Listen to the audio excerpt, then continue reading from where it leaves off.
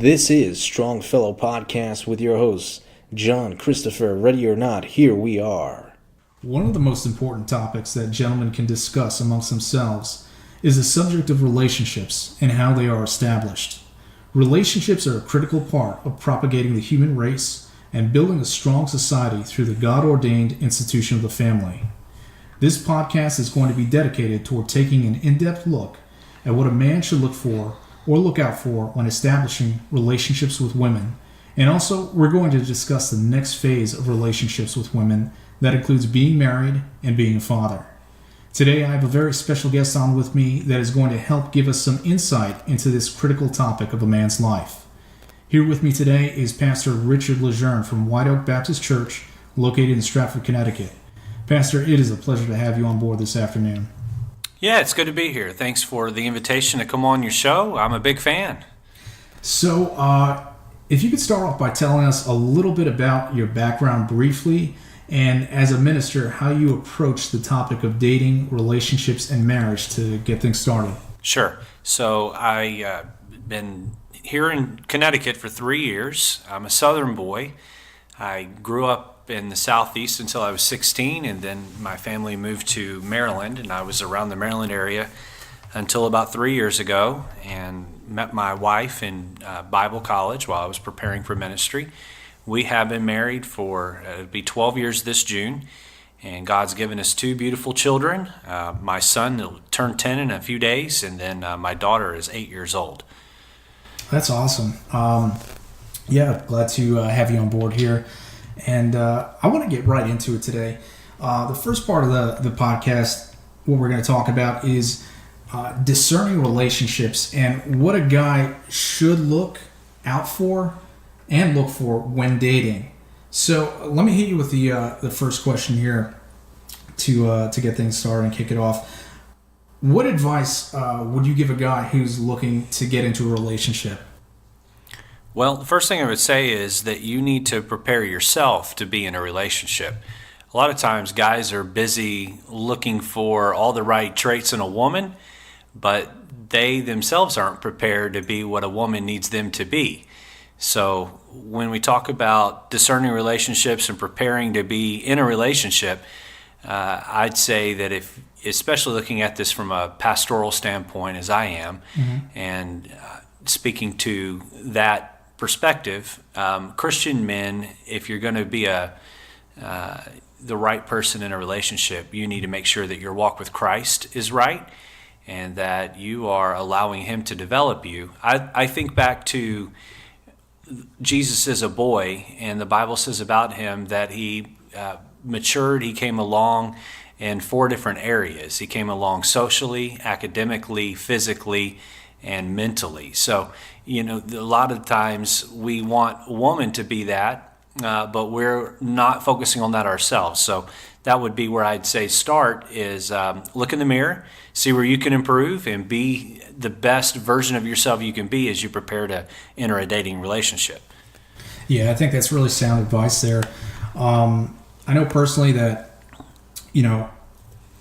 there were times where I would just want to always put the cart before the horse, jump the gun, and a lot of guys do that, and just get into relationships before they're mature, before they're ready. And what happens is, things kind of go awry, when they get into a relationship with a woman, and it first may seem like, a honeymoon phase of it, and then sure, you have a gradual just regression of things that are going on that are not so good. And then ultimately, you have the inevitable breakup, whether in high school, college, or whatnot, or even, as an adult. And I think I would totally agree with that you have to look in the mirror first. You have to make sure that you're a mature man, and especially for a Christian man as well, someone who is chasing after the Savior first and foremost. Correct. Before he's chasing after a woman. And that's good advice for secular guys too. Now, my next question is here, what are some of the warning signs or red flags that a guy should be aware of when he's actually dating? If you could go a little bit in detail with that. Right. So there's a phrase out there that says, I like you. And it's a common phrase. We hear it oftentimes. And think about all the people in your life that you like. And then you can almost caret another word in there, in between I and like. I am like you. And you're going to end up around people that you're either like or that you aspire to be like. Right. And they say that opposites attract. And while that's true, my wife and I have a lot of things that are different. When I met her, she barely spoke English, and I didn't speak a lot of Spanish. We were able to communicate. We weren't just writing on love to get us by. We were able to communicate. And we had a lot of things different. Our backgrounds were different. Our cultural aspects were different. But the longer I've known her, the more I realized how much we had in common. And so to kind of lay the groundwork to answer your question, you're going to end up dating someone that you're either like or that you want to be like. And so when you're looking for these red flags, I would say you got to begin with, are they pushing you closer to the person that you want to be, or are they pulling you away from that? If you're a churchgoer and the girl you're dating doesn't want to go to church with you, or is only going to church with you to appease you, that's probably a sign you're going in the wrong direction. Right. If she's trying to push you along to do things that violate the Word of God, Scripture, or even your own principles, to speak to secular men that aren't Bible believers, but pushing you to violate principles of life that you don't feel are that embody who you want to be, that would be a red flag.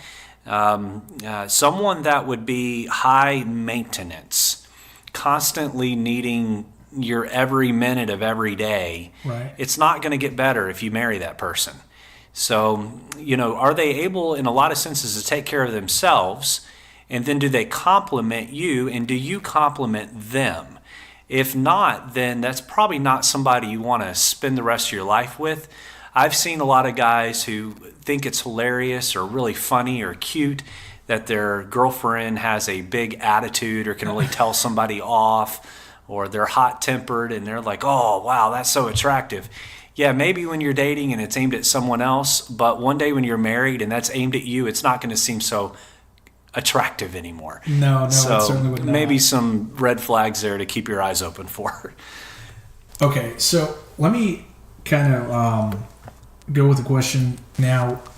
What would you say to a guy who is in a relationship? Let's say he's a churchgoer, he's a Christian, who's dating a secular woman. How would you advise him in that respect?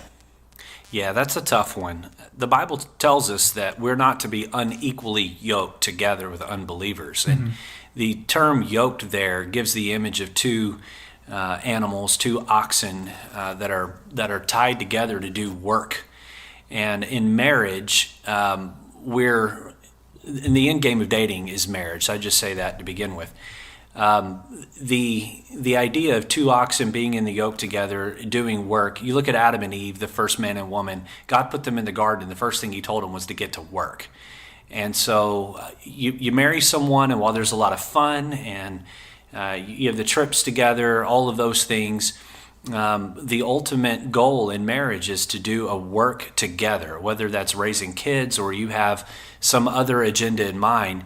And so if you're dating someone who is not a believer, they're secular, then you either need to work hard to see them get saved, but you need to definitely put limitations up as far as how far you'll allow that relationship to go until you see that they're walking close that direction toward being born again and a true believer.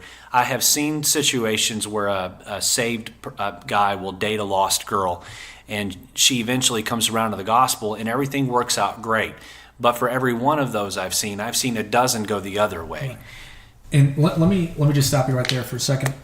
How difficult in your experience has it been to counsel couples, one's a believer and one's not, and they've been going out for, let's say, more than a few years, are really committed to each other, and you're advising them in this respect, How difficult has that been to really make them see things from a biblical perspective? It's hard. It's hard because when you date someone, you begin to fall in love with them. Right. And love becomes blind pretty quick. And you don't see shortcomings. You don't see fallacies in them. The other thing I want to add to this is that the idea of dating and then eventually marriage is it's two souls that are interweaving their souls together. They're becoming one, and that's the scriptural idea of marriage. I'm going to check my individuality at the door, and I'm going to become one with that person. And so it's a mixing of ideologies. It's a mixing of philosophies on a deep, deep level. And so for two people to do that don't share the same religious or scriptural ideology really puts a large roadblock up into how close you can come. Either the lost is going to need to get saved, or the saved is going to need to abandon the active practice of their faith for the two of them to become bonded in that sense. So I just really warn you, if you're in a relationship with a girl that isn't saved, that you really limit how far you allow that relationship to go until you can see strong evidences that she's going that way, and that you not tie any knot until she's enthusiastically on board with getting saved or having gotten saved. Right. I want to touch on this next question here, hit it a little bit from a few angles. What are some of the key things that a man should look for when dating? Like, what are some of the qualities he should be looking for? I think we touched on it briefly. We talked about the red flags. Let's talk about what he should be looking for more specifically and in greater detail. Yeah, so this is a topic that can be humorous. I know when I met my wife, we were in a church auditorium. I was following her up some stairs to the second floor, and the light was shining down on her hair, and it was like the angels were singing in my head, right? And I heard someone say once that you can take a pretty girl and make her spiritual, but you can't take a spiritual girl and make her pretty. Yeah. So it matters. It definitely matters. And you can't kiss character, I heard someone say once. So looks matter, and that goes both ways. You know, for the woman too, it matters to her on how a guy looks. So when you're looking for characteristics in a girl to marry, first of all, you got to be attracted to her. If you're not attracted to her personality, you're not attracted to her physically, then you can be friends. But that's usually about as far as it's going to go, right? There's that aspect of it. But then when you get beyond just the looks side of it, you're looking for compatibility. You're looking for life compatibility. Now, there are 4 basic personality temperaments, and those have been divided a bunch of different ways. There's all kinds of personality assessment tests you can take online and whatnot. But what I have found in my experience is that couples that seem to be the most compatible, they have opposite personalities of each other, or at least very differing personality strengths in each other, and they come along and they complete each other in quite a way. So you're looking for someone who is like you ideologically, but you're looking for someone who's different in you, and maybe the way they approach people versus tasks, or outgoing versus reserved. And so those are important things. And then from a pastoral standpoint, when I was looking at my wife, my future wife, my girlfriend at the time, I was very impressed with how much, not only that she loved God, but how much she genuinely cared for other people. She was working on a bus route, bringing in underprivileged children at the time, and her and the other lady that worked with her on that route, there would be Sundays they'd bring 40, 50 kids in by themselves on a bus to hear about the Lord, and to have a social structure around them that loved them. And I watched as she personally cared for those kids. John, there were times where she didn't have time for me because she was caring for those kids, and I was completely okay with that. Is that one of the things that attracted you most about her, aside from the looks? Yeah, I saw a person in her that I knew shared my care for others, and it wasn't all about her. Right. There were a lot of other girls around the Christian college I went to, and a lot of them were vain. They were filled with, being concerned about themselves. And then I looked at my wife, and she was beautiful, but it was almost like she didn't know it because she didn't take time to focus on it. She was focused on others, focused on taking care of just the needs that other people around her had. And that, to me, even made her more attractive. And that's continued. All these years later, I can do what I do as a pastor because my wife, in a sense, has the same heart toward people. Now, not everybody's called to be a pastor, and not every woman's going to be called to be married to a pastor. I understand that. But as a whole, the Bible tells us we're to love God and we're to love others. Those are the two greatest commandments, and we're to do those things with all of our heart. So, again, just to recap, aspire to be that yourself, and then look for a woman who carries that same passion toward loving God and loving others. And everybody is going to do that a little bit different, but I think that's solid advice.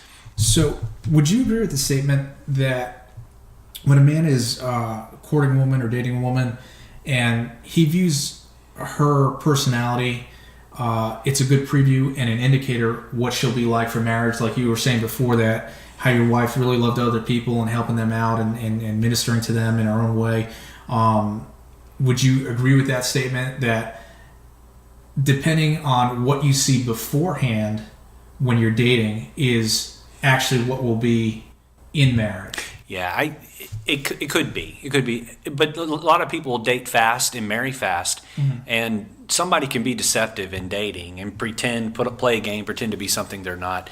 I think it's wise to date, to take a little while in your dating and pace the relationship. I've seen so many couples, they meet each other, they know they like each other, and then they're around each other every second they can be. And that's not healthy. One of the things I'd say is that a good relationship is built on friendship first. Okay. So be a friend with each other before you become romantically interested in each other.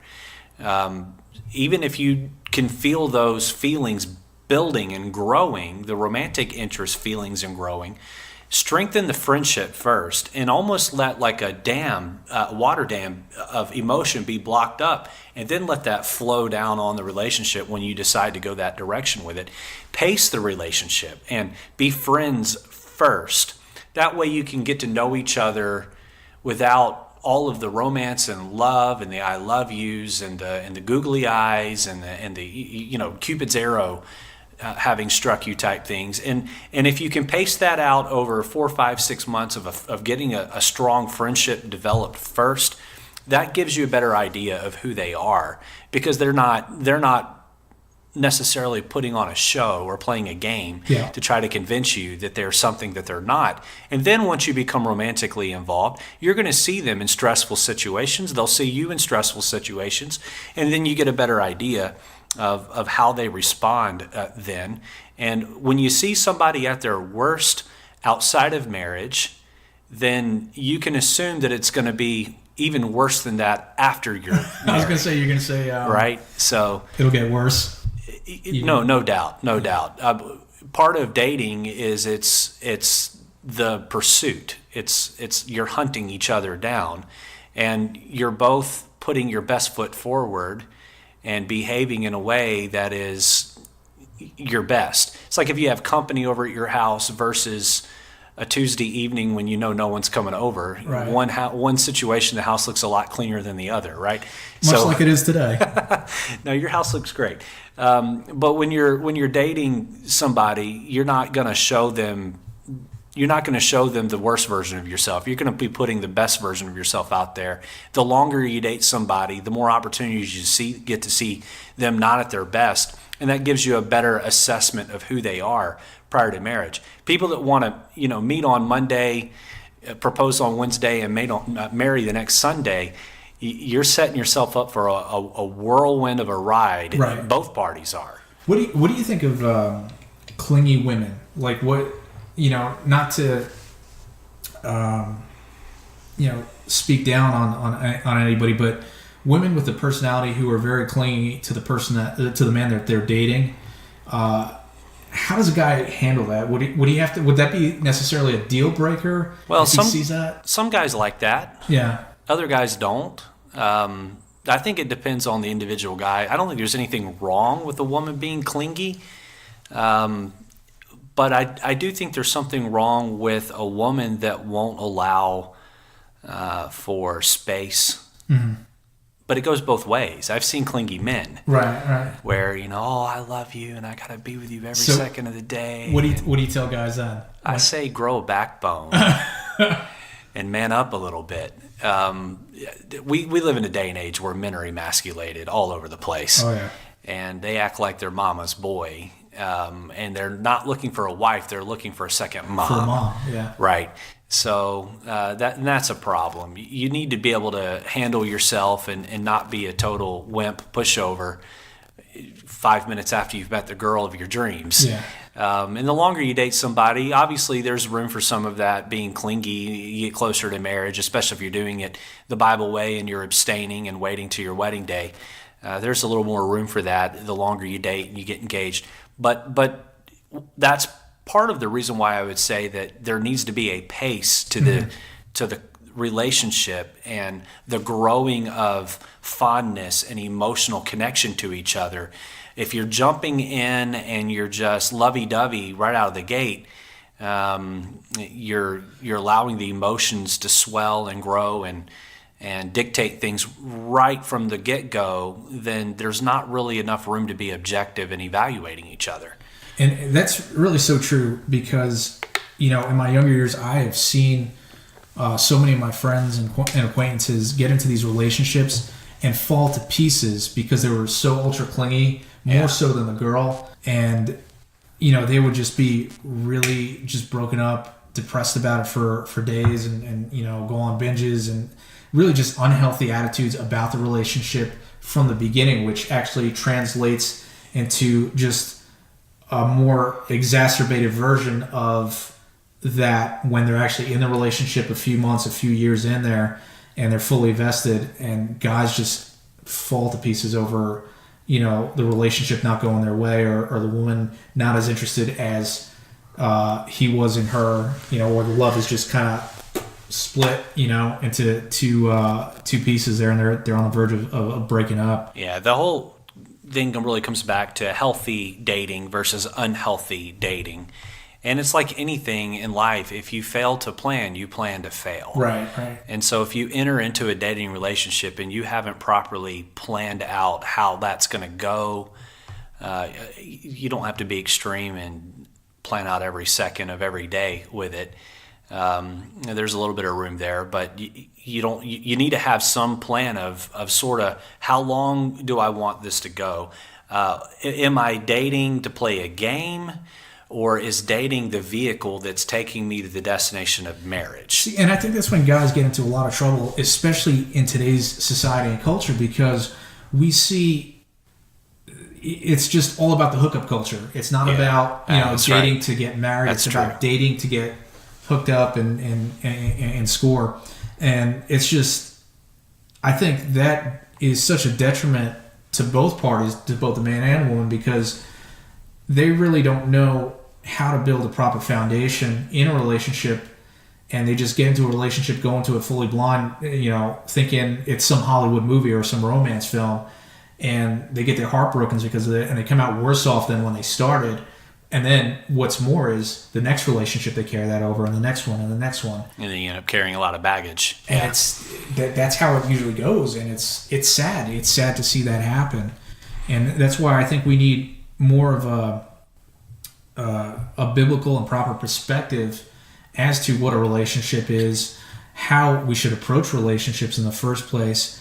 And if more guys were to stick to that course than to just say, I'm going to go my own way, do my own thing, right, for a bit, then, I'll see how the chips fall, and it usually doesn't, go in their favor.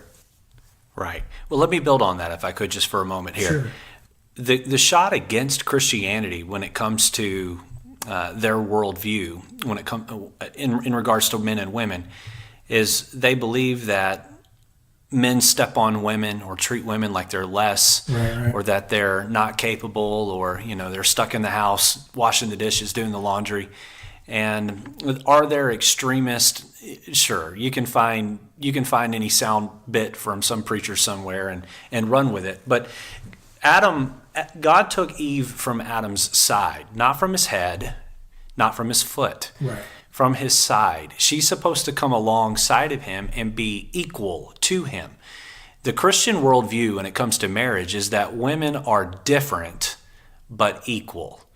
And for a long time, women have clamored to say, I'm the same as a man. And they're not. In so many ways, they're not. Yeah. They're different, but in God's view, there is no difference in value between a man and a woman. And I think what's wrong with a lot of men, especially in the pervasive society we live in today, a lot of men just see women as just some person that I can exercise my instinctive feelings toward. And there's so much more to it than that. You mentioned the hookup society and can I score? Listen, you can work to score for a night or two, or you can look to score for the rest of your life and having a solid relationship with another human being that God values as equal to you, that can meet your needs and you can meet their needs in so many ways. And enjoy a bond, an intimate bond with them for the rest of their life. But if you're going to have that, then you got to date properly. You got to respect each other. Right. You got to love each other, and you got to learn to allow that love to grow in a planned and natural but planned way, careful way. And then as that takes off and grows, then God allows you to have something that's special. Yeah, no, I totally agree with that. What do you think, though, that does to a guy who is just looking to hook up, and he does? What does that do on the inside of a man? Like, from your perspective, what you've seen and who you minister to? Well, I've never done that myself, but again, I've seen the results of that long term. It just breeds a lot of selfishness in one's heart. And it gives this instant gratification type attitude when it comes to women. If it's done over and over and over again, it's my needs, right. And that doesn't work. God is looking for, marriage is all about being selfless. It's how can I take care of you? In marriage, it's my job to steward Angela. It's Angela's job to steward me. I don't own her. She doesn't own me. We both belong to God, and we're on loan to each other. And so when you play the hookup game prior to marriage, and you do that over and over again and live a lifestyle of that, then you end up getting married later, or maybe you're just living together and playing like you're married, but you're not. You end up with two very selfish people in a relationship, or at least if the guy that's done that, he's very selfish. Mm-hmm. Generally, he's attracted to someone like him, so then you end up with two selfish people in a relationship, and then they cut each other's throats, proverbially. They're constantly back and forth, and it's a mess.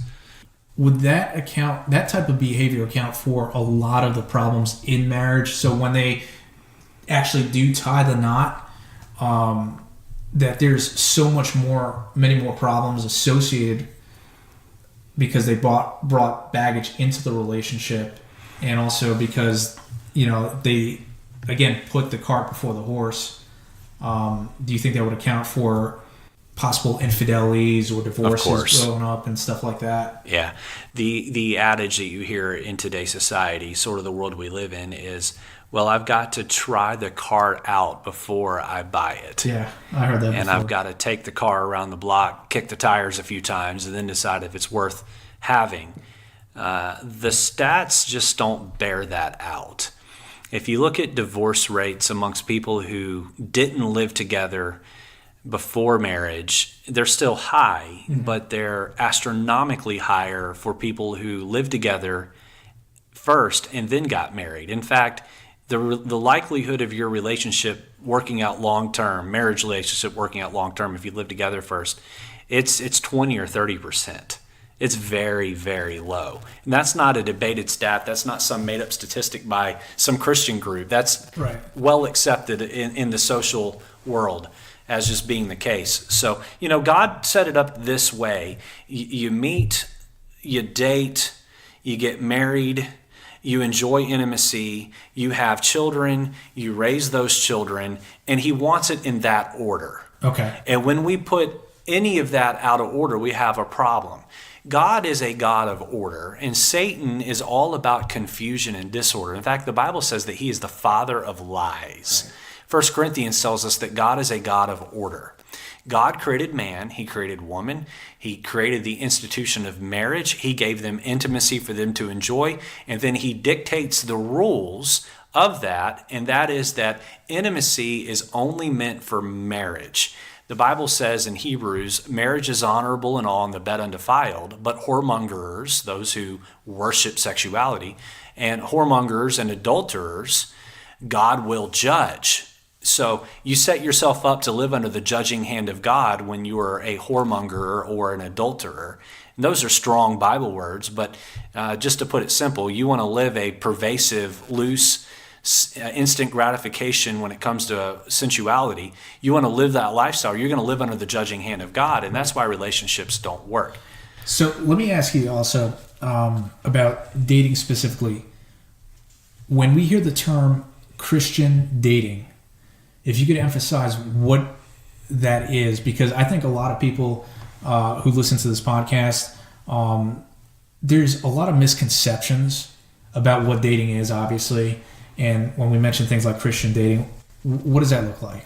Well, the word Christian means to be like Christ. Right. That word was invented by folks who were outside of church, looking at those who were going to church. These people lived during the time right after Christ had ascended to heaven, and the church was a brand new thing. And they looked at these folks and they called them Christians, or little versions of Christ. Mm-hmm. So when you say Christian dating, it would be dating in a way that would be lifestyle of Christ, right, or that would please Christ. Now, Christ didn't date or marry, so we can't say date like Christ because he didn't date. Right. But we can date with Christian morals and Christian principles, and that would be to honor the Word of God and be a purist with it. So, like when I dated my wife, we paced it, we were careful. I think we dated 2 years before we got engaged. There was another 9 months of engagement before we got married. We dated, we were careful, we were accountable to other people about the way we maintained ourselves around each other. We weren't on the phone with each other late at night. After a certain time, we cut it off and said, because what good happens after 11 p.m. Right. or midnight? Your guard's let down, you end up saying things, doing things, or that you ought not do, and you get yourself in trouble. So you gotta set boundaries up to help yourself out. And boundaries aren't bad. Boundaries are good. Boundaries don't keep you from fun. Boundaries keep you from getting hurt and devastating yourself. If a couple will date in a way that is honoring to Christ and is pure and is with fidelity, then in marriage, it's a lot easier for both parties to trust each other. If we're breaking the rules prior to marriage because it's convenient, what's going to keep one of the other from breaking the rules after marriage? Right. You would be more inclined when the to do convenience that. is gone. My wife can trust me to go on a trip by myself. Say I'm going to go out and preach at another church. My wife's not worried about me hooking up with somebody because I didn't do that. I didn't hook up with her in that sense before we got married. We were honest toward each other. So there's a lot to do with that. And if you're listening to this and let's say that you aren't being pure in that way with your girlfriend, purity starts today. It starts over each and every day. And you can sit down with her and you can decide that you're going to begin to date pure beginning today, and that you're going to be committed to that and committed all the way to the wedding day. And then you just continue to live a pure life. I used to hear a preacher say growing up that you need to be pure all the way to the wedding altar. And I heard someone say, you don't stop being pure just because you got married. So you need to be pure through the wedding altar and all the way to your death. That's actually a perfect segue for my next kind of question it's a follow-up to that. I know in the scripture it does say, the Apostle Paul says, it is good for a man not to touch a woman. So let's kind of go over that as to what the boundaries are, what that means, and other people's view on that. And I've seen other people's view on that in Christian circles, that absolutely no hand-holding, no hugging, no contact, physical. Yeah, zero contact, right. And, Pastor, I am a little not confused about that, but at variance with that because of the fact that, okay, when we look at what Paul is saying there, he was writing, I think this was found in 1 Corinthians, and he was writing his letter to people who were involved in such fornication and sexual sin. It was deep. So I interpret that as when Paul is saying it is good for a man not to touch a woman, he means sexually get involved her, in fornication outside the bond of marriage. And when I think of other people and other Christians who've said, no, you cannot hold hands, you cannot, even give her a peck on the cheek or anything like that, because it says that in the Bible. I was thinking that Paul was speaking to the sexual sin and not the actual physical contact between a man and a woman if the motives are pure and there's no lust behind it. Like, if I'm holding my girlfriend's hand, or let's say, hey, I go give my mom a hug or anything like that. Technically I'm touching a woman. So am I going against what Scripture says there? I don't think so. I think that Paul is speaking specifically to sexual fornication and sexual sin. So what do you think on that? Well, to put it in context, it's definitely talking about guy-girl relationships in the sense of romance. So a man kissing his mom on the cheek or hugging his sister wouldn't apply to that passage in any way. But, there's a lot of gray area here. And that's why you see so many different stances in Christianity. But you're right in the sense that this is talking about things that would lead to a sexual relationship between a man and a woman. And so you have to try to figure out where is touching sexual in nature and where is it not sexual in nature. Right. And that would be where you draw the line. And I would say that it's different for each individual. Mm-hmm. You take a 16-year-old boy who's been raised in a Christian home, and I'll speak of myself here.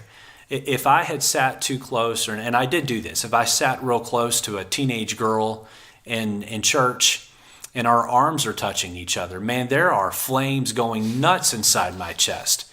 Now, for a 16-year-old boy who grew up in a lot less strict home, maybe that touching means less to him. I don't know. I didn't grow up in that situation.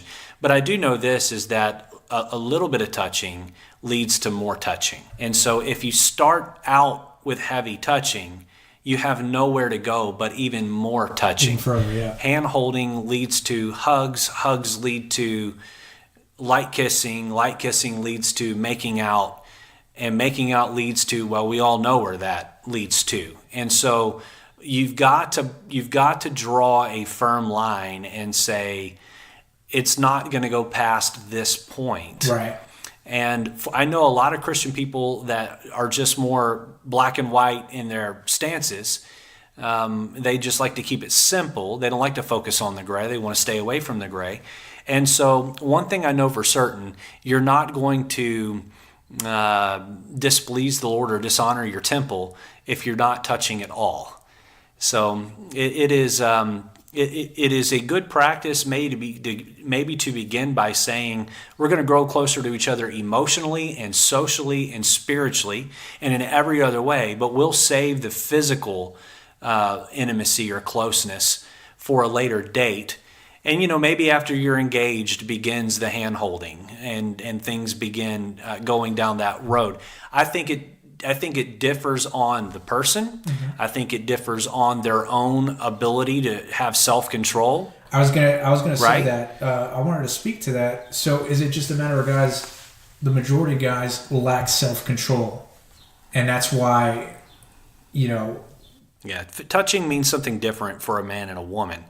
They mean two totally different things. I know that if you are interested in a girl and you make any contact with her, there is a flame that begins ablaze inside your hormonal chest. And it's small when the touching is small, but there is a desire for that to grow and that to expand. And so we live in a day where, just to be blunt, nudity is everywhere on some level. You can't hardly go through the grocery store checkout without seeing some magazine cover that draws your eyes. And it takes a lot of self-control and discipline to look away. And to be honest, most people don't. I read a statistic the other day, 1 in 3 men are involved in heavy pornography. Wow. So if you have a pornography problem, you're not going to be able to exhibit self-control when it comes to touching your girlfriend. Mm-hmm. That's just going to lead from one thing to another. So I think it depends on the individual, but you have to understand that the end game is that God is very clear in the end of 1 Corinthians 6, flee fornication. The word flee there carries with the idea of turn around and run the opposite direction as fast as you can. And so it doesn't say flirt with fornication. It says flee fornication. And holding hands and hugging and kissing each other would not be fleeing from it. It would be flirting with it. So we've got to make sure that we're honoring not only the letter of the law, but the spirit of the law with Scripture. I'll just add this, John. I've noticed that a lot of dating couples behave, especially in public, behave like married couples ought to. Yes, yeah. And a lot of married couples in public behave like dating couples probably ought to. Yeah. You know, I've seen married couples that sit 6 feet apart in church from each other. Or they don't talk to each other at the table when they're at a restaurant. But dating couples, man, they sit right next to each other and they're all over each other. Right. And if you will wait until you're married, you'll have a lifetime to enjoy that. The other side of it is, from a man's perspective, you are flirting, courting, dating somebody's daughter. Mm-hmm. You are flirting, courting, dating somebody's future wife. That might be yours, but it might not be your wife. And do you want to marry a girl that's had some other guy putting his hands all over her? And if you don't want to date a girl that's had some guy putting his hands all over her, then don't put your hands all over her until you're married. And then you'll have a lifetime to put your hands all over her. And what's crazy about that is that there are very few girls that keep themselves for marriage. And likewise with guys, true. I'm not singling out the girls for by any stretch, but, thinking about it in context and the way you just put that, it's like it's disgusting to think about that. Oh man, someone else has been with her already, or from the girl's perspective, someone else has been with him. Yeah. And when you really dwell on that, it can have some sort of psychological or emotional effect on you. It can. So I'd say 2 things on that. First thing I'd say is, again, be what you want your future spouse to be. And if you are pure to this point in your life, or you rather have a history of being pure, don't stop that, and pray that the Lord brings somebody along your path that will be just as pure as you are. If you have messed up and you have, to use the Bible word, fornicated, been with another woman, whatever it would be, then begin living pure now and ask God to bring someone along your path that is living a pure lifestyle with you. They may not have a history being pure, but they may be living pure now, yeah, right? And the two of you can match up and decide that you're going to do things in a way that's pure, and your own relationship can be pure. I think that's really good advice. A lot of guys should take that to heart. So we kind of went on a rabbit trail with that last question. Yes, we did. Because that was just one question we spent about 20-25 minutes on, but that's okay. We're doing fine here. I did want to bring it back to more along the lines of discerning the relationship, and specifically if you wanted to talk just a little bit about your wife, in the sense, did you at first see your wife as just another girl you were dating, or as the one you could see as your spouse? I approached dating in sort of an old-fashioned old man way. And when I say old man, I mean the way the older generation maybe would have done it. Right. I didn't date as a teenager, and I know that makes me extremely weird. Part of it was I was still trying to find my own way. Mm-hmm. But the other part of it was that I had been told from the time I was little that dating is simply a way to get married. Yeah. And I think the way it was put to me when I was younger, and it just made sense to me back then, so I ran with it, but the way it was put to me when I was younger is, if dating is the vehicle that takes you to marriage, the destination of marriage, and you can't arrive at the destination, then why even get in the car? Yeah. Because cars move, and either she's going to throw you out of the car, you're going to throw her out of the car, or the car's going to crash and you're both going to get hurt. And so why play with your emotions? Why break someone's heart? Why have your heart broken if you can't get married? Now, I know that somebody's listening to this right now, and you met your girlfriend in the second grade, and you guys got married, and everything's great. But that is the large exception to the rule, not the rule. It's not the norm. Yeah. So when I met my wife, who would become my wife, I was already of the mindset of, does she have the characteristics to be someone I could be married to for the rest of my life? Before I even dated her, I asked her this. I said, because I was surrendered in my heart to go wherever God wanted me to go in the world. And I remember I asked her before we even started dating, I said, are you willing to live anywhere in the world if you marry a guy, I kept it third party. Yeah. If you marry a guy and he wants to be, say, a missionary to the middle of nowhere, India, are you willing to go live there? And her answer was, yes, absolutely. And I'm willing to be married to a pastor and do whatever it is that the Lord would lead the two of us to do together. So I was already looking that direction when I began dating Angela. So you approach it from the perspective of, okay, I see her. Does this woman have the characteristics to be my wife? And basing your decision to pursue a relationship with her on that, which I think is the right way to go about it. I know I didn't do that, and I know how that turned out for me. But that is definitely the proper way to go about it. And I was going to say too, is there a moment, I guess from your perspective, Pastor, when you see a girl and you just know that she's the one, do you know, would you think that, okay, I know it, she's supposed to be my wife? You think God would tell you something like that ahead of time? Or is it just going about as circumspectly and just saying, let me see, Well, for me, I can say that probably 3 or 4 months into dating her, I was pretty certain she was the one I was supposed to marry. Right. Then I just spent the next year and a half trying to convince her of that. So I had it figured out pretty quick. I had a peace from the Lord in my heart. And there was a day where I fell in love with her, where I was certain that it wasn't just butterflies in the stomach. It was a strong love that God had given me for her. And I spent the next year and a half prior to engagement winning over her heart so that she could see it the way I saw it. I knew she was the one for me. Mm-hmm. Then I spent the time convincing her that I was the one for her. I wouldn't say it was love at first sight, but it was a strong attraction at first sight. How hard did you have to convince her, Pastor? We're all wondering that. I'm thankful that she didn't have eye surgery to fix her vision until after we were married. So I was one man walked up to me at my wedding and said, "I didn't know you were a magician. How did you pull this off?" So I definitely married out of my league, above your league, above my league. Yeah, she's from a look standpoint. People look at her and look at me and say, "What in the world is she doing with him?" But God has brought us together, and I'm very thankful for that. No, that's really great stuff. Now, before we go on to the next segment here, let's have a word from our affiliates. Being able to look out for yourself and others is a part of everyday life, and on the job site, it's a requirement. The best way you can do that is to point yourself and others in the right direction, most especially when it comes to workplace safety. DO Industries LLC is an up-and-coming market leader in the sale of industrial safety products and personal protective equipment. They have all the name brands such as 3M, MSA, Honeywell, and more at great low prices with fast shipping. Shop DO Industries Safety Supply Store on Amazon.com for great savings and exclusive offers.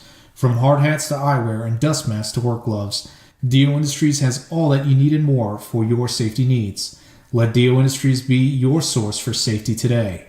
Also, you can shop www.doindustries.com, where you'll find a great list of safety products and equipment.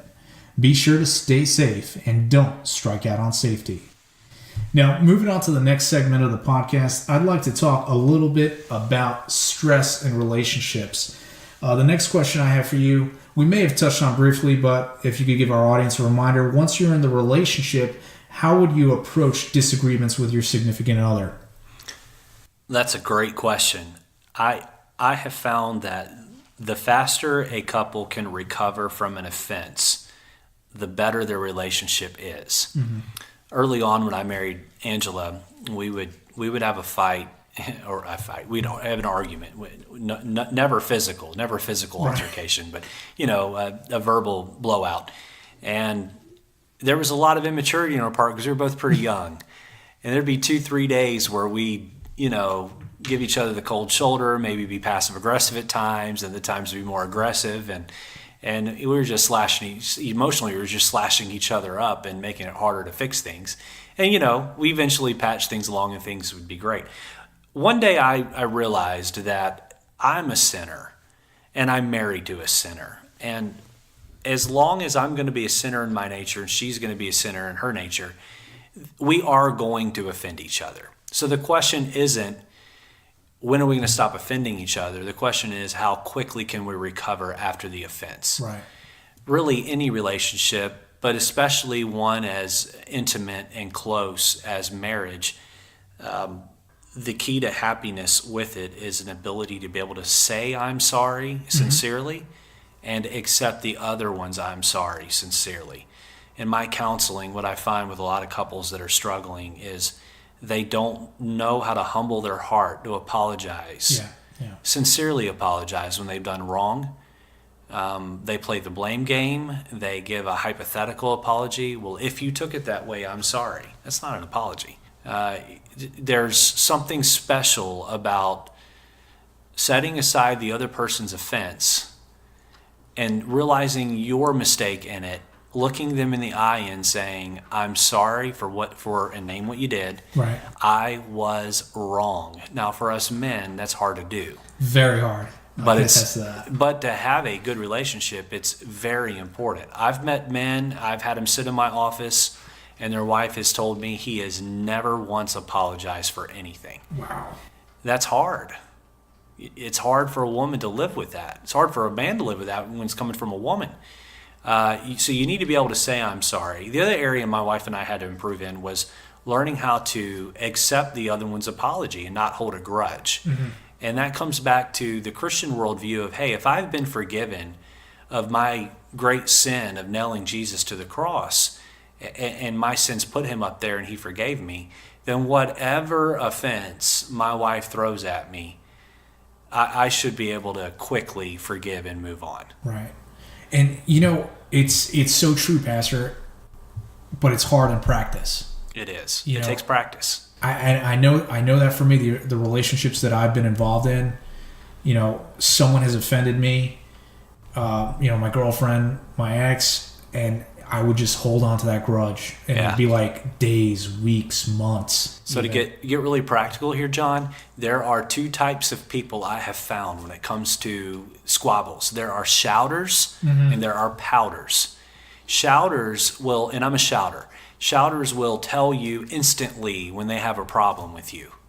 They're really quick to get it off their chest.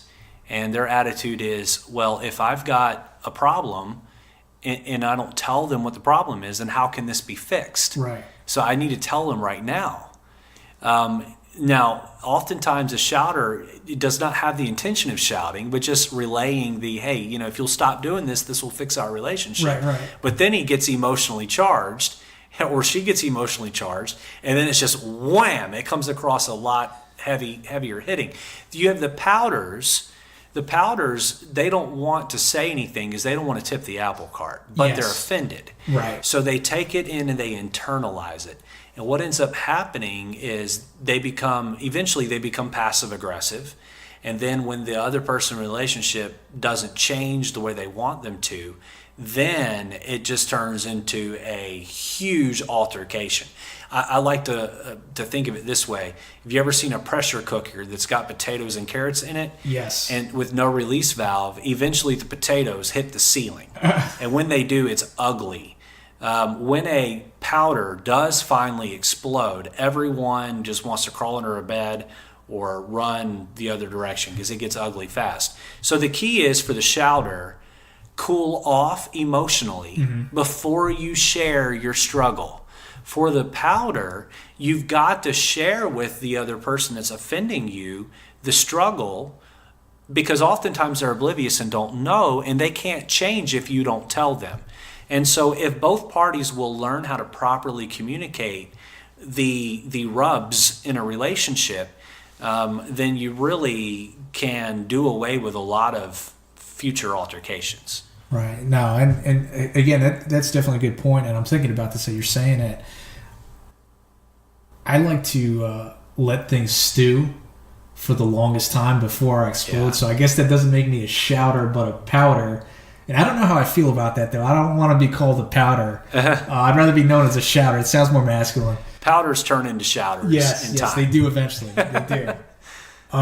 Okay, so moving on here, I think this is a great segue for the next follow-up question. Where do you draw the line on issues that you or she won't compromise on? Like, how would you handle it if you putting your foot down, or your wife's putting your foot down, and you're saying, no, honey, this is how it's going to be, and I'm not changing my mind on it. How do you deal with something like that? Well, I would only do that over principles. There's a phrase that says there's some hills that just aren't worth dying on. And I'm not going to die on the hill of we're eating at this restaurant versus that restaurant. Or we're buying this vacuum over that vacuum. I'm just not going to die on those hills. And a lot of marriage problems come, or boyfriend-girlfriend relationship struggles come, when we won't cede ground on something that in reality just doesn't matter. Right. I heard a preacher say one time, he said, I made a decision that I'd let my wife make all the little decisions in our marriage, and that way she'd let me make the big decisions. And someone asked him, well, how's that going? And he said, I don't know. We've been married for 50 years. We still haven't come to a big decision.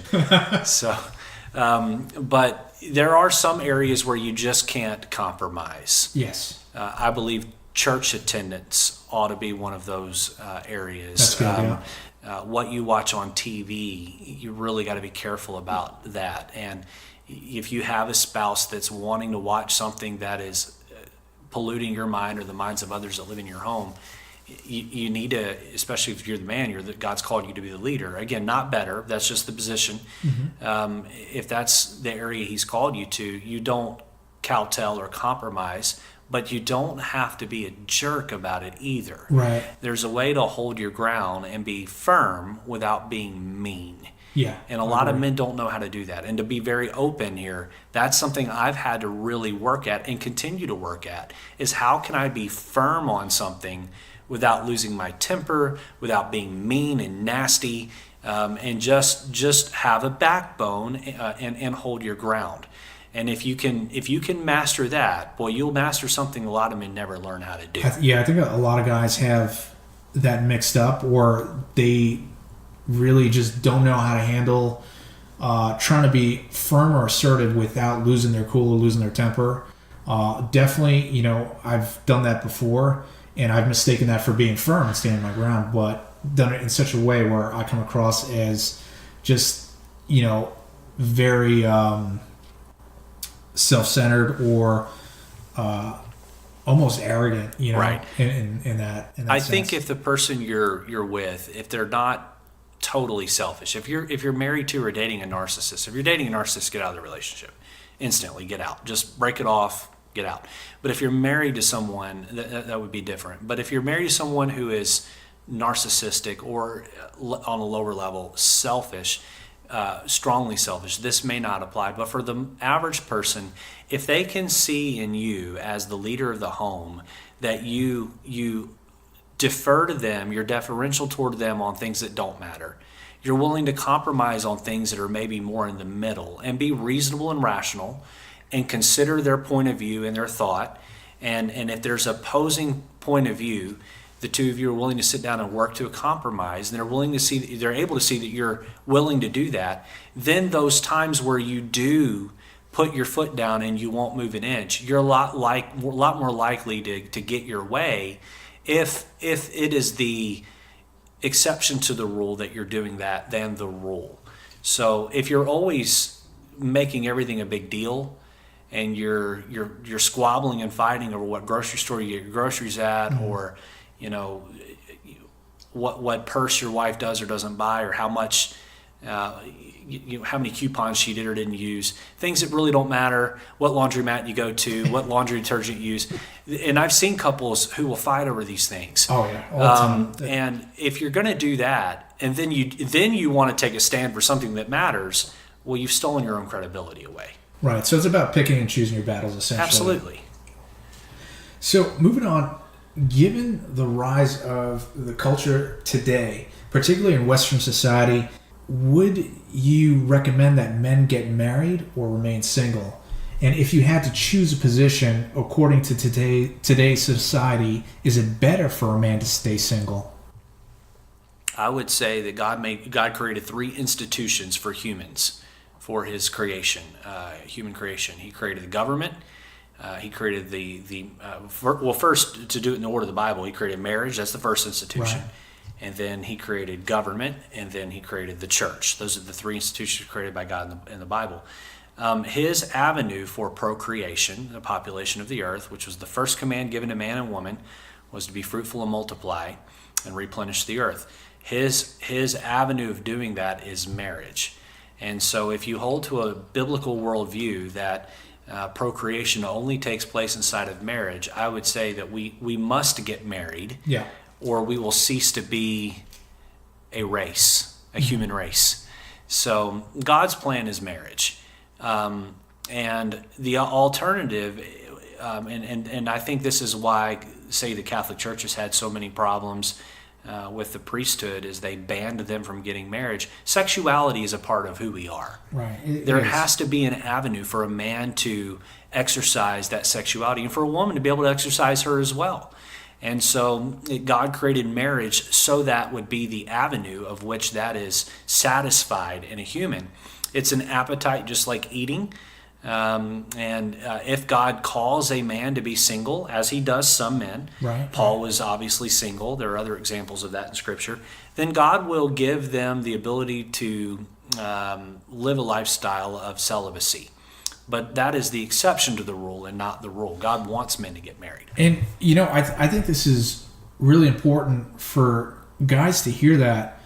But at the same time, Pastor, we see divorce rates skyrocketing, especially in this country. And it is so much riskier now than it was maybe 40, 50 years ago, because the society is not really committed to one another. You don't have these relationships. They might say that, oh yeah, we're in a long-term relationship, we're in it for the long haul. But the minute the rings go on the finger, the vows are exchanged, and the first major fight that they have, they're ready to call it quits right then and there. And we'll see people split up, whether it be from infidelity or arguments or maybe spousal abuse on both sides, that, it just seems like it's more of a risk today because there's much more for a guy to lose, and I guess also a girl to lose as well. Yeah. Because you have these bitter rivalries in court and just... I'm not going to pretend that this is a cut and dry issue. I have known some wonderful Christian people who followed much of what I've said earlier on in this podcast. They've been very careful, been very chaste and pure, tried to be very selective, dated and courted in a way that was paced, or tried to anyway, and ended up in a nightmare marriage. I've seen it happen, and that's heartbreaking. It's devastating. I have wept tears with people, for people, over that. Love, though, is all about risk. Mm-hmm. And you can't enjoy love unless you're willing to make yourself vulnerable. Right. I am totally open for my wife to hurt me, slander me, and really ruin me emotionally in a lot of ways, at least for a period of time. And she's open to me to do that to her as well. Marriage is about making yourself vulnerable to the other one and trusting that they're not going to do that. And a lot of it comes back to being very careful where you find your spouse. Mm-hmm. If you're shopping for a wife or a husband, for any ladies that would be listening to this, if you're shopping for one in a bar, well, that's a problem. If you're shopping for a wife at church, you still have to be careful. Right. Not every girl that goes to church, every guy that goes to church is set up for a long-term successful marriage. So that's why we talk about taking all the precautions, being all the right things that you ought to be, and then looking for a woman who shares a similar passion, and then dating at such a speed that isn't clingy right away. Mm-hmm. So that when you do get married, you set yourself up to have the best chance of success. And make no question about it, my wife and I did everything the right way. Our relationship, I'm sure if it was put under a microscope, some things in our dating relationship could have been found that could have been better. But from a macro standpoint, we followed the Bible. We did it the right way. And there have still been hard times in our marriage. Mm-hmm. There have been challenging times in our marriage. Marriage is hard work. It isn't just a game. It isn't just fun. It's hard work. There are times where you will passionately love each other. There are times where you will feel like you passionately hate each other. But at the end of the day, you got to be willing to do two things. You got to be willing to forgive, and you got to be willing to endure and stick it out. And these are important conversations to have with someone prior to marrying them. I agree. And I got a tough question for you here. Would you recommend ever, or has there been an instance where you would recommend that the couples split permanently, as in get a divorce, because there was infidelity or because there was just spousal abuse on just such an insane level where it's unsafe? I generally don't counsel anybody to get a divorce, because the Bible, Jesus makes it clear the only reason why he gave any provision for divorce was because of the hardness of someone's heart. Mm-hmm. The Bible does give one provision for divorce, and that's infidelity. Right. I still don't counsel someone to go get a divorce in that spot, but I don't stand in the way and keep them from doing it either. When it comes to separation, I have counseled people to separate multiple times for multiple different reasons, but generally just because they were fighting like cats and dogs and could not get along, and it was hurting the children that lived in the house. I've counseled many women who are being physically or even emotionally tormented and abused by a husband. I've counseled them to separate. You see a pattern of separation in the Bible. Hosea and Gomer separated because of her infidelity. But Hosea went back and got her after sin had run its course in her life. So I think separation is something that is a card on the table that can be played a lot more than divorce with that. But this is a tough subject, and if there are other Bible students listening, there's room for disagreement on that. This has been hotly debated for years. John, I've always said I've got in my office a list of questions. I wish Jesus would come down in flesh, sit in my office, and let me get some clarity from him, and this would be one of those areas. We've touched on the subject a bit. A couple questions here. How important is intimacy in the marriage? Well, the word intimacy means to know and to be known. Mm-hmm. And it's important to understand that. Men and women approach intimacy different, and it brings a natural tension into the marriage that is healthy for the marriage, but there's a tension there. Women are more about emotional intimacy, and men generally crave physical intimacy. I don't mean to paint with a broad brush. I know there are exceptions in certain circumstances, but women are looking to be emotionally close. They want their husband to know the details of what's going on in their life, and they want to know what's going on in their husband's life emotionally. Husbands are looking for the physical aspects of intimacy. They want to be known physically, and they want to know their wife physically, and they want to do it over and over again. And I would say that emotional intimacy, it is healthier in a marriage if emotional intimacy comes first, because emotional intimacy leads to a more passionate physical intimacy. You show me a husband that's great at communicating with his wife and caring for her emotional needs, and in most instances, I'll show you a husband that is very satisfied with the physical aspects of intimacy. What's the worst issue you've ever dealt with when ministering to other married couples? Wow. The worst situation I've dealt with when it comes to other couples. I'll use a broad term, and I won't touch on it long because we've kind of talked about it already. Selfishness. Yeah. I see so many selfish people. It comes from a society where we get what we want when we want it. We live in a throwaway society. If my TV and my computer don't load instantaneously, then I get frustrated. If it takes more than 3 minutes to get a Big Mac at McDonald's, and I'm calling the manager and I'm bawling them out. And that carries over in a marriage in so many ways where the focus is on what you're not doing for me instead of what I'm not doing for you. And when two people walk into marriage approaching it with the selfish attitude, you're either bound to fail or bound to be miserable for a long time.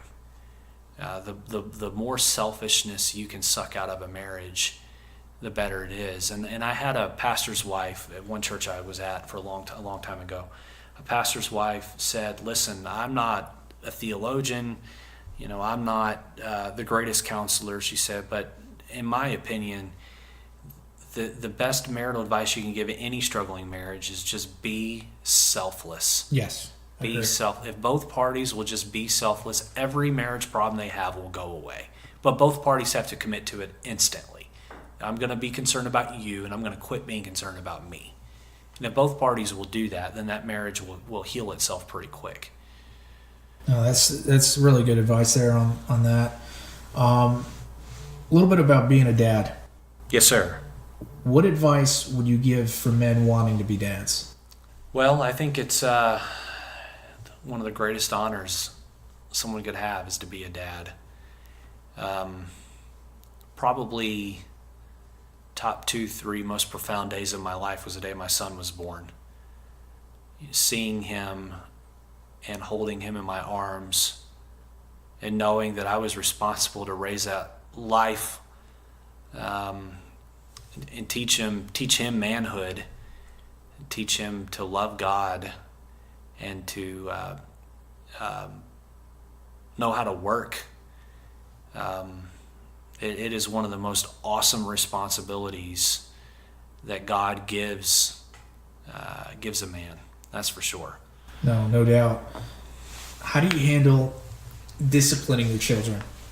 And you spoke about this before, and to tell you the truth, Pastor, that is one of the sermons when you preached on parenting that stuck with me because I knew that was the correct way to go about it. So if you want to go a little bit the first thing I tell you is you got to have a plan in it, and it has to be agreed upon by both the husband and the wife.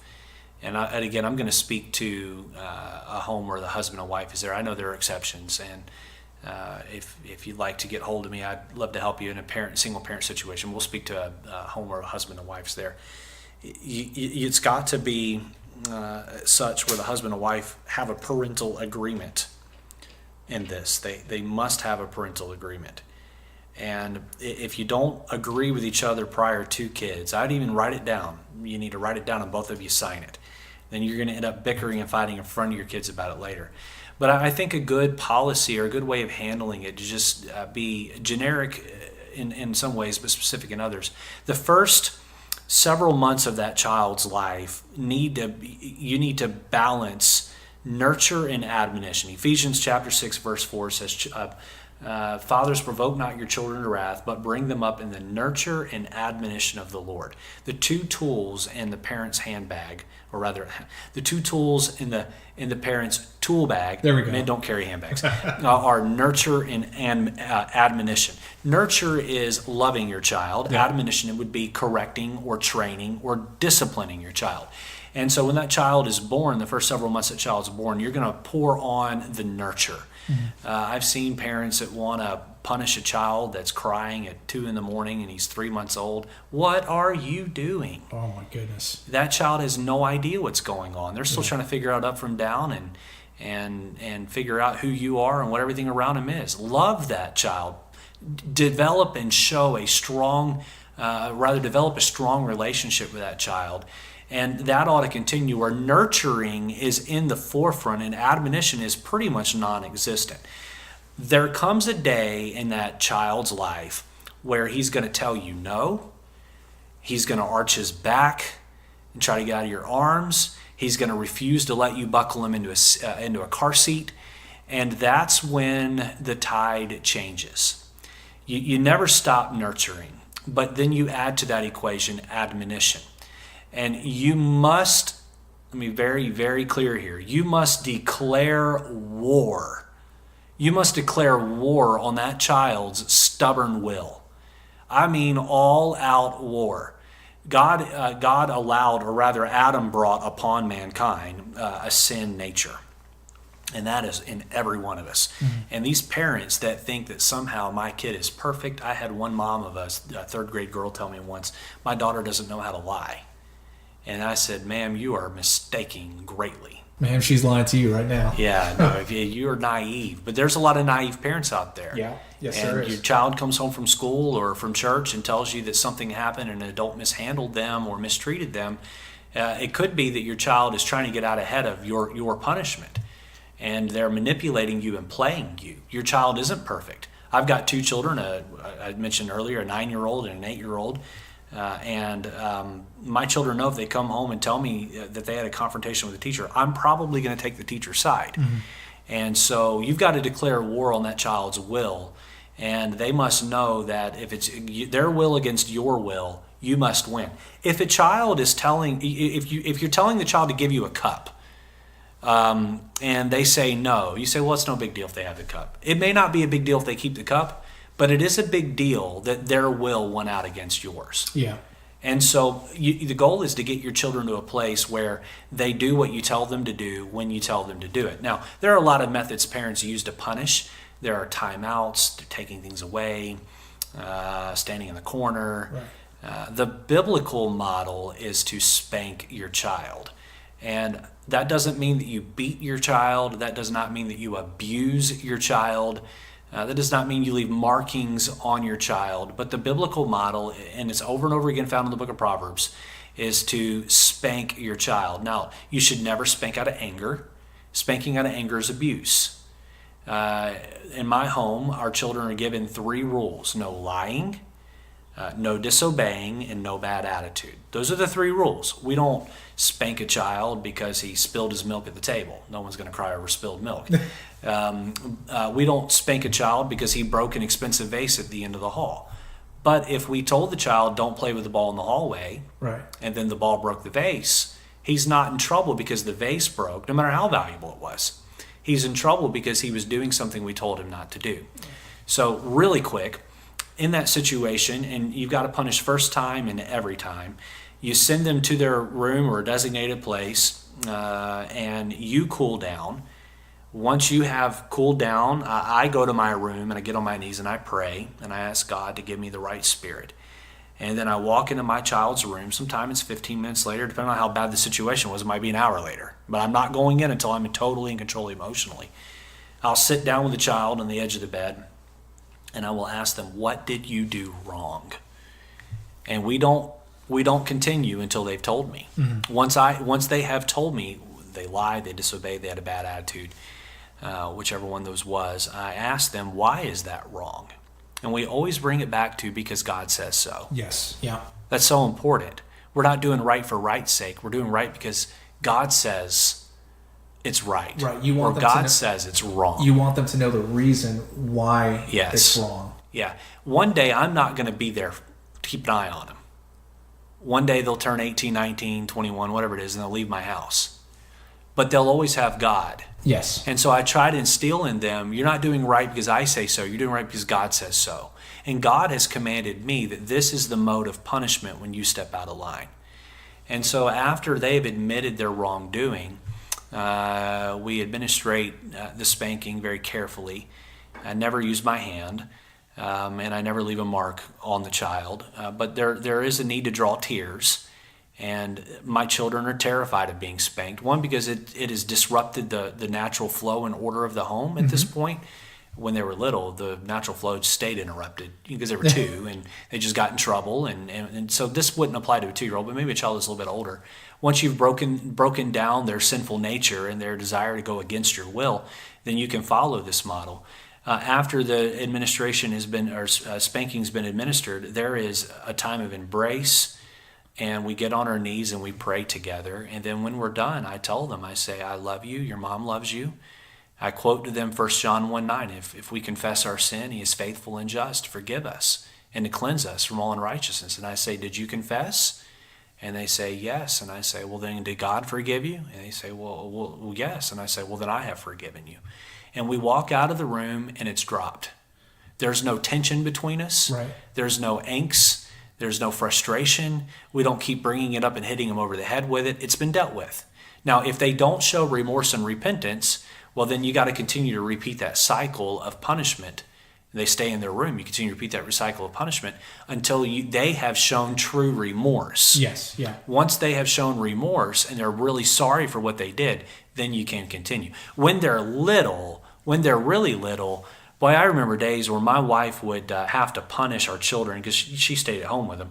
It'd be 8, 9, 10, 11 times in a day until finally they woke up one day and said, I am sick of getting in trouble all the time. I am sick of getting my bottom swatted. I'm just going to do what I'm told. So they're learning through experience pretty much. They are. Yeah. You're training them, and some children have wills that are harder to break than others. But the other thing I'd say to this is that you've got to be consistent. Mm-hmm. If you're punishing first time one day, but then you're waiting until you're angry and frustrated before you punish another day, then the children don't know where the baseline is. Right. So put the fence around them with the rules that you have in your home and be consistent with it. Imagine you have animals in a field that are surrounded by an electric fence, and one day they touch that fence and they get shocked, and then the next 7 days they don't, and then 3 days in a row they do, and then 4 days they don't. You're going to have some very frustrated animals. That's for sure. But if every time they touch that, they know they're going to get shocked, eventually they get tired of being shocked and they stay away from the fence. Right? And I know some people don't like me comparing children to animals. So to quickly use another analogy, basketball players on a basketball court, they want to know every time the ball hits the line, the whistle gets blown.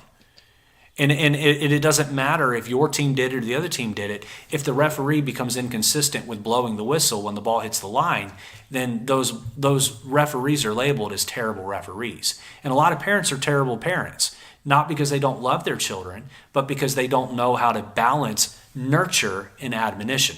Once the child's will is broken, you go to a place where you are both nurturing and admonishing, and you're keeping those two in strong balance all the way up until they get to adulthood. The end game for a boy is to teach him to be a man, teach him manhood, and to teach him to love God. For a woman, it's to teach her womanhood and teach her to love God. I think that's really awesome advice there. And I want to share with you really quickly what I saw that kind of shocked me. I think it was last week, early in the week. I was on the train coming home back from work. I work in the city and commute between New York and Connecticut. And I saw this young couple, or middle-aged couple rather, with a young son. And, you know, the son was jumping around the seats where other people were sitting. At first he wasn't, you know, causing much of a trouble, much of a nuisance, and the parents were just ignoring him. And he started escalating it, I guess, to get attention out of them. And, you know, the parents would kind of be almost dismissive to his disruptive behavior to everyone else around him. And the dad was on the phone, I guess, talking business, and the mom was just preoccupied with whatever. But the instances that they would kind of say, oh, stop it, they'd be very passive about it. They wouldn't be stern and whatnot. And it came to a point where the mom got, you know, she was getting upset, and the kid wouldn't stop. You know, every time the mom would say stop, he'd stop for a second, then continue with his behavior. And then ultimately this led to the dad grabbing him and just, like, you know, kind of grabbing him by the waist and say, sit down, and going back to his phone call. So the kid, he's like, you know, wiggling, his back is arched, and he's like, you know, kind of being rebellious toward him. And ultimately the kid ends up slapping the dad in the face. And my jaw hit the floor when I saw that. And I'm like, are you kidding me? Yeah. The kid is smacking his dad. And the worst part of this is that the dad is not doing anything to reprimand the kid. And that's a tough situation. And I would say that points more to a lack of discipline at home. Right.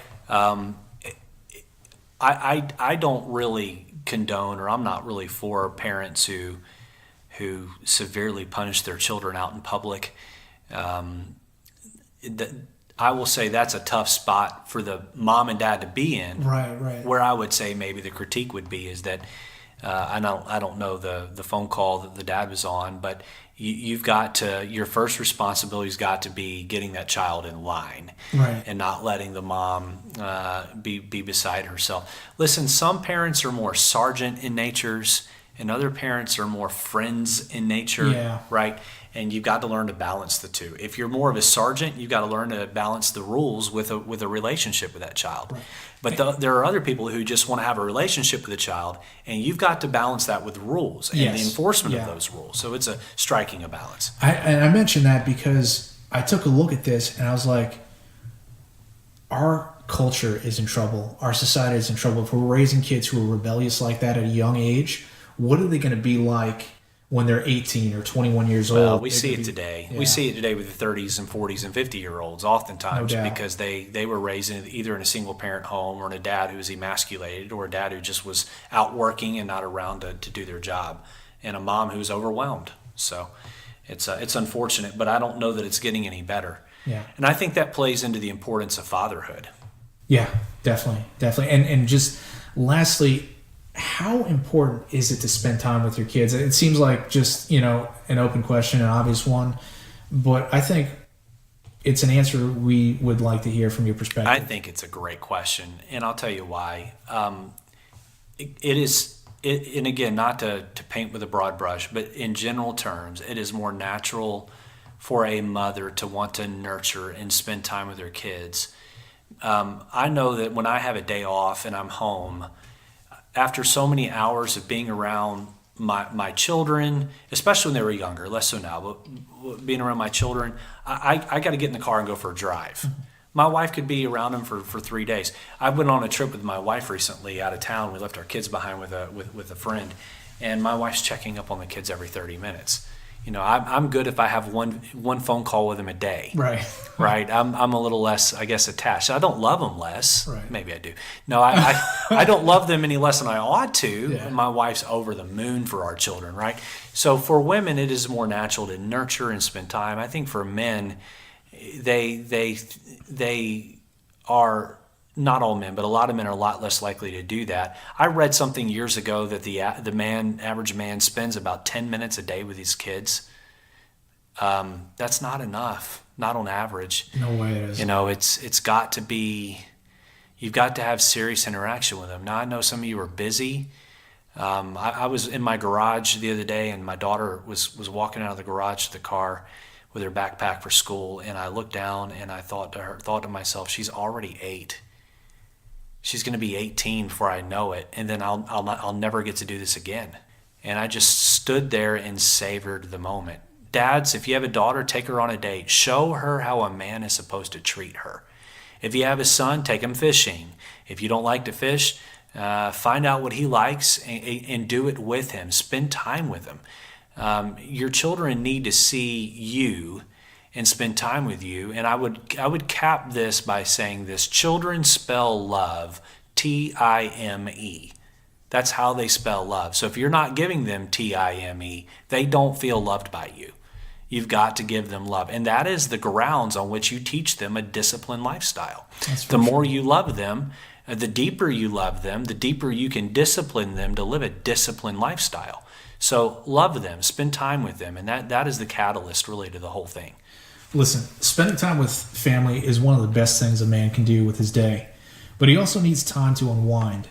One of the best ways to accomplish this is to get headlong into a great book. Strongfellow Podcast recommends a new feature-length novel, Might and Valor, Legacy of the Kingdom by John Cristobal. This epic fantasy adventure strikes just the right tone and provides the reader with loads of entertainment. If you're looking for a great read and thrilling plot, Might and Valor, Legacy of the Kingdom is just the book for you. This book will be available for pre-order on April 30th, 2019 on BarnesandNoble.com, Apple iBooks, and Smashwords.com in ebook format. Printed copies will be available on May 30th, 2019. Be sure to reserve your copy of Might and Valor, Legacy of the Kingdom today. Now, I just want to close With this, I want to take the time to thank our special guest, Pastor Richard Lejeune. Pastor, it has been a pleasure for you to be here with us today. Thank you so much. Thank you for the opportunity to come and be a part. Awesome. All right, everyone. Thanks for tuning in to today's episode of Strong Fellow Podcast with your host, John Christopher. Big shout out to Kevin MacLeod, who provides our opening and closing theme. And until next time, ready or not, we'll see you then.